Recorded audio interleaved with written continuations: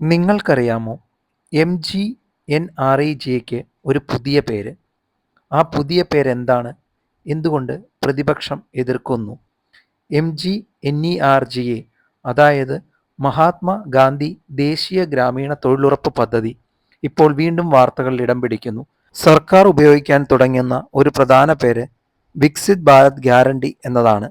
ഇതിൻ്റെ അർത്ഥം വികസിത ഇന്ത്യ എന്ന ലക്ഷ്യത്തിലേക്ക് ഗ്രാമീണ ജനങ്ങൾക്ക് തൊഴിലും അടിസ്ഥാന സുരക്ഷയും ഉറപ്പാക്കുക എന്നതാണ്.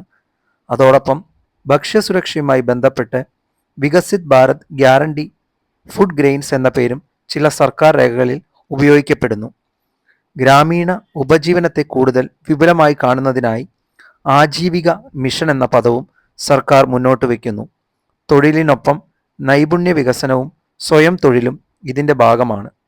കൂടാതെ ഗ്രാമവികസനവുമായി ബന്ധപ്പെട്ട നിയമപരമായ മാറ്റങ്ങളെ VB ഗ്രാം ബിൽ എന്ന പേരിൽ പരാമർശിക്കുന്നതും കാണാം. സർക്കാർ പറയുന്നത് ഇത് പേരുമാറ്റം മാത്രമല്ല, ഗ്രാമവികസനത്തെ ഒരു വലിയ ദൃശ്യത്തിൽ കാണാനുള്ള ശ്രമമാണെന്നാണ്. പക്ഷെ പ്രതിപക്ഷം ഇതിനെ എതിർക്കുന്നു. MGNREGA എന്ന പേര് ഒരു പദ്ധതി മാത്രമല്ല, ഗ്രാമീണ അവകാശത്തിൻ്റെ പ്രതീകമാണെന്ന് അവർ അവകാശപ്പെടുന്നു. അതിനാൽ പുതിയ പേരുകൾ വന്നാലും പദ്ധതിയുടെ ആത്മാവും നിയമപരമായ ഉറപ്പും നിലനിർത്തണം എന്നതാണ് പ്രധാന ചർച്ച. പ്രതിപക്ഷം അവകാശപ്പെടുന്നത് മഹാത്മാഗാന്ധിയുടെ പേര് ഒഴിവാക്കുന്നത് ചരിത്രത്തെയും പദ്ധതിയുടെ ആത്മാവിനെയും ദുർബലമാക്കുമെന്നാണ് അവരുടെ ആരോപണം.